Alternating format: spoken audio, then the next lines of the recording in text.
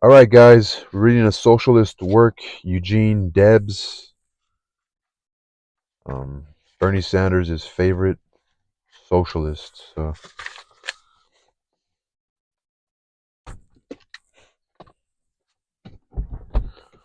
this one's called "The Martyred Apostles of Labor." The modeled or the martyred apostles of labor. Because this was written in the New Time, February 1898. February 1898. The century now closing is luminous with great achievements. In every department of human endeavor, marvelous progress has been made. By the magic of the machine which sprang from the inventive genius of man. The magic of the machine which sprang from the inventive genius of man. Wealth has been created in fabulous abundance. But alas, this wealth, instead of blessing the race, has been the means of enslaving it.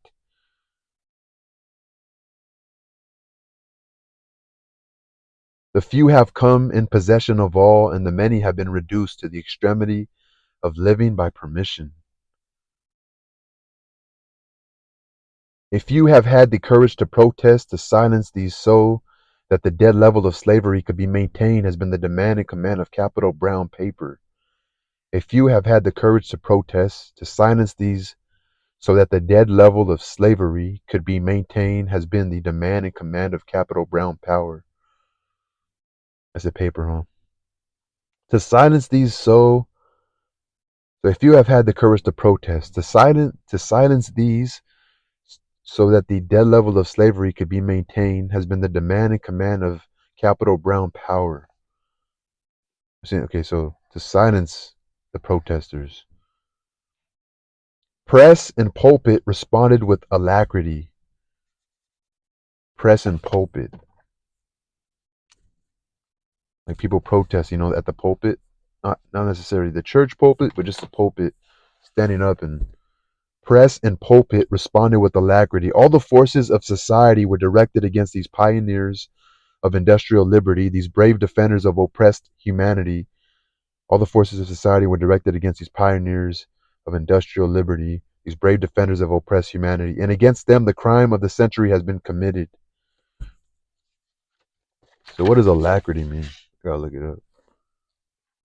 Okay, my phone.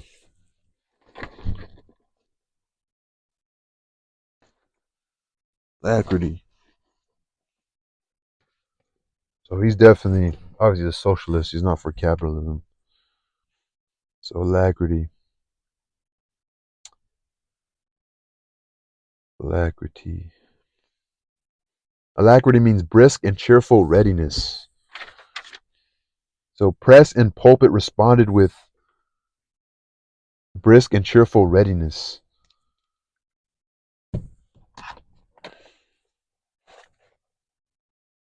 Brisk and cheerful readiness.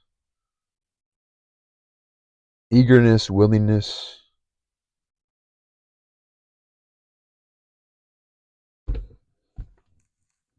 Brisk and cheerful readiness. Cheerful readiness. It's alacrity. So as he's saying, they're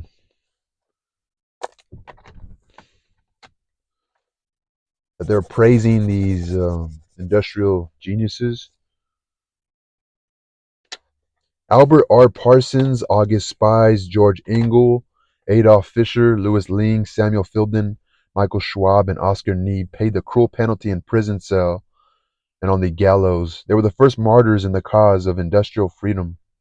And one of the supreme duties of our civilization, if indeed we may boast of having been redeemed from savagery, is to rescue their names from calumny and do justice to their memory.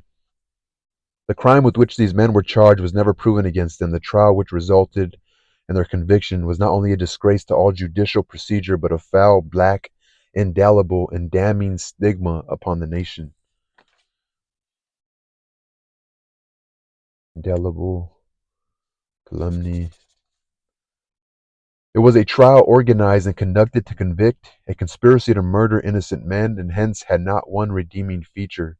It was a plot, satanic in all its conception, to wreak vengeance upon defenseless men who, not being found guilty of the crime charged in the indictment, were found guilty of exercising the inalienable right of free speech in the interests of the toiling and groaning masses.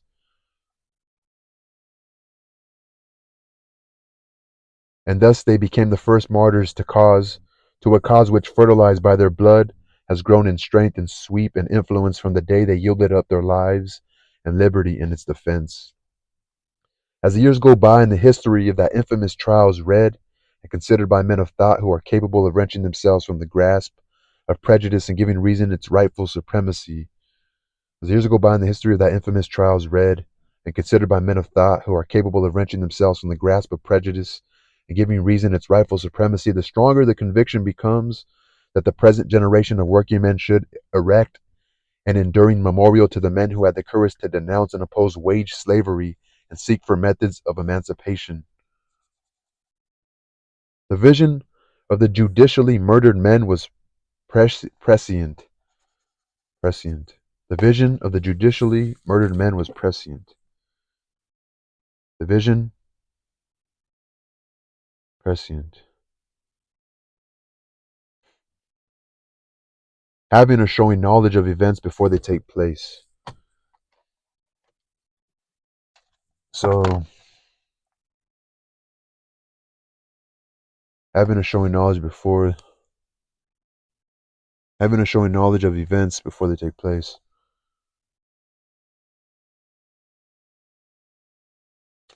I'll come back to that.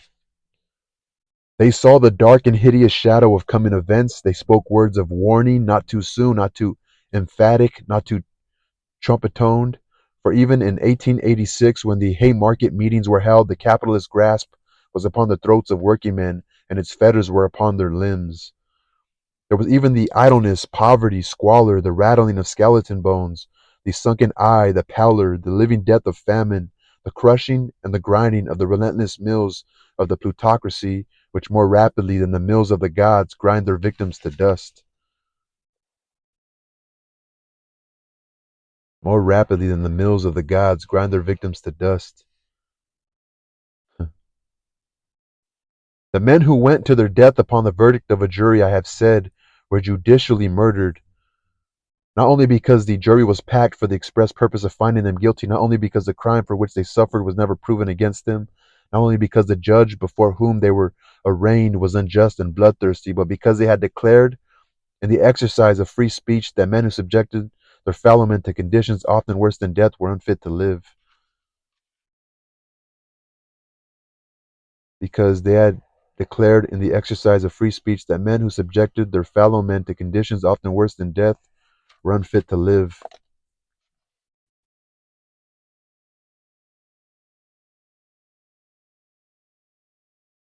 In all lands and in all ages where the victims of injustice have bowed their bodies to the earth, bearing grievous burdens laid upon them by cruel taskmasters, and have lifted their eyes starward in the hope of finding some orb whose light inspired hope, 10 million times the anathema has been uttered and will be uttered until a day shall dawn upon the world when the emancipation of those who toil is achieved by the brave, self self-sacrificing few who, like the Chicago martyrs, have the courage of crusaders and the spirit of iconoclast, and dare champion the cause of the oppressed, and demand in the name of an avenging God and of an outraged humanity that infernalism shall be eliminated from our civilization.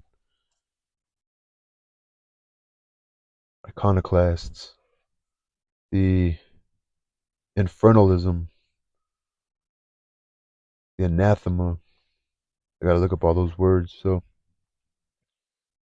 and then the Chicago martyrs must be the location to where this trial took place. He's talking about. And as the struggle for justice proceeds and the battlefields are covered with the slain, as Mother Earth drinks their blood, the stones are given tongues with which to denounce man's inhumanity to man. To women and cellar, arraign our civilization, our religion, and our judiciary, whose wailings and lamentations, hushing to silence every sound, the Creator designed to make the world a paradise of harmonies, transform it into an inferno where the demons of greed plot and scheme to consign their victims to lower depths of degradation and despair. The men who were judicially murdered in Chicago in 1887 in the name of the great state of Illinois were the avant couriers of a better day. They were called anarchists, but at their trial it was not proven that they had committed any crime or violated any law. They had protested against unjust laws and their brutal administration. They stood between oppressor and oppressed, and they dared in a free country to exercise the divine right of free speech. And the records of their trial, as if written with an iron pen and lead in the rock forever, proclaim the truth of the declaration. I would rescue their names from slander. The slanderers of the dead are the oppressors of the living. The slanderers of the dead are the oppressors of the living. I would, if I could, restore them to their rightful positions as evangelists, the proclaimers of good news to their fellow men, crusaders to rescue the sacred shrines of justice from the profanations of the capitalistic defilers who have made them more repulsive than Augean stables. I would take them, if I could, from peaceful slumber in their martyred graves. I would place joint to joint in their dislocated necks. I would make the halter the symbol of redemption. I would restore the flesh to their skeleton bones. Their eyes should again flash defiance to the enemies of humanity, and their tongues, again more eloquent than all the heroes of oratory, should speak the truth to a gainsaying world. Alas, this cannot be done, but something can be done. The stigma fixed upon their names by an outrageous trial can be forever obliterated and their fame be made to shine with resplendent glory on the pages of history. So they must have been hung, and they must have, through the press, made to look like bad men, according to what he's saying. Until the time shall come, as come it will, when the parks of Chicago shall be adorned with their statues and with holy acclaim, men, women, and children pointing to these monuments as testimonial of gratitude shall honor the men who dared to be true to humanity and pay the penalty of their heroism with their lives. The preliminary work of setting forth their virtues devolves upon those who are capable of gratitude to men who suffer death that they might live. They were the men who, like Al Hussein, the minstrel of the king, went forth to find themes of mirth and joy with which to gladden the ears of his master, but returned disappointed, and instead of themes to awaken the gladness and joyous echoes, found scenes which dried all the fountains of joy.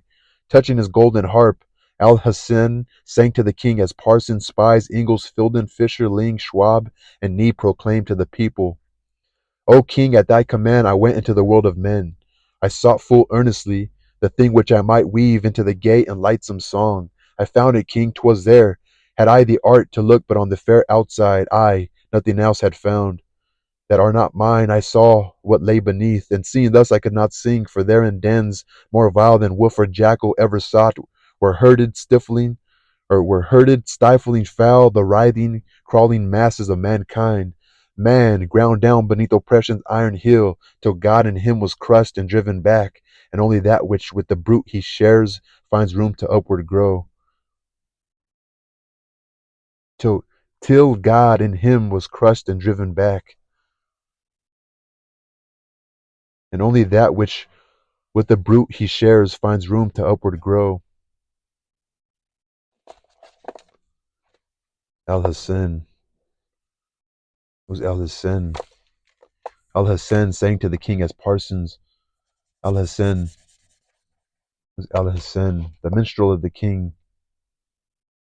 The minstrel?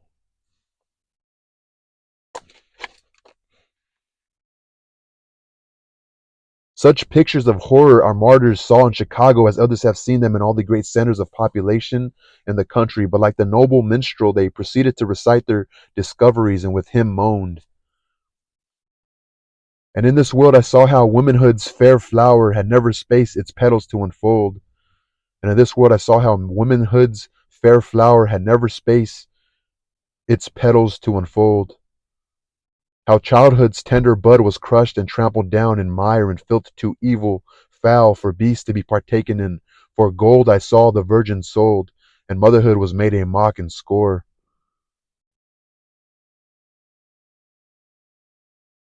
I saw the fruit of labor torn away from him who toiled.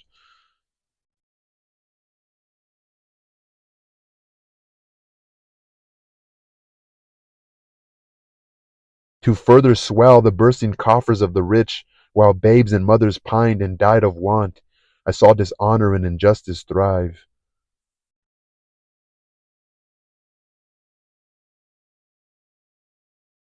I saw dishonor and injustice thrive. I saw the wicked, ignorant, greedy, and unclean, by means of bribes and baseness, raised to seats of power, from whence with lashes pitiless and keen they scourged the hungry, naked throng whom first they robbed and then enslaved. Such were the scenes that the Chicago martyrs had witnessed and which may still be seen, and for reciting them and protesting against them they were judicially murdered. It was not strange that the hearts of the martyrs grew into one with the great moaning, throbbing heart of the oppressed. Not strange that the nerves of the martyrs grew tense and quivering with the throes of mortal pain.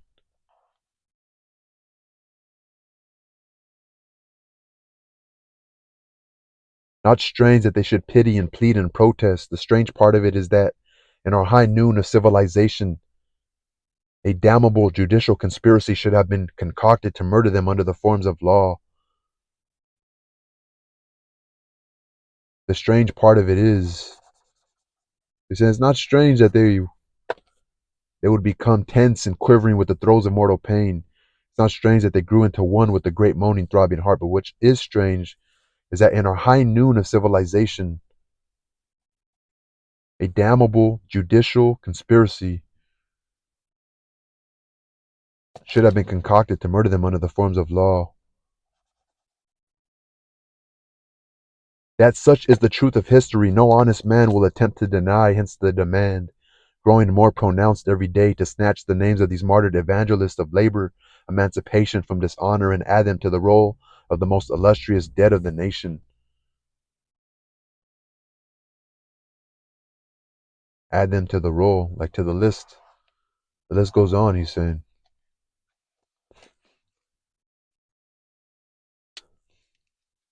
Surprised they didn't kill him. Interesting, right? Interesting. This one was called The Martyred Apostles of Labor. I want to look these guys up right here.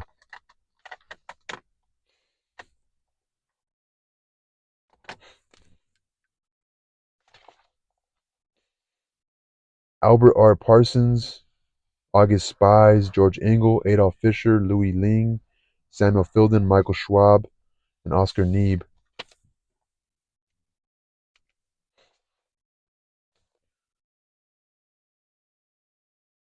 The Martyrs.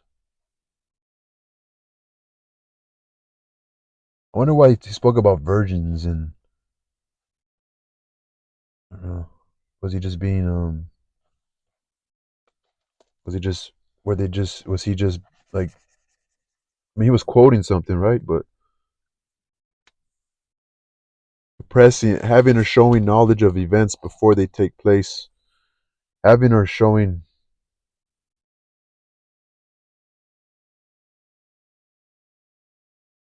knowledge of events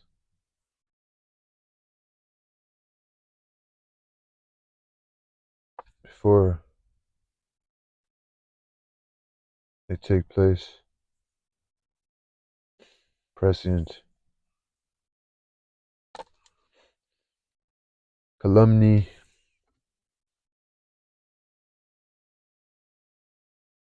Calumny.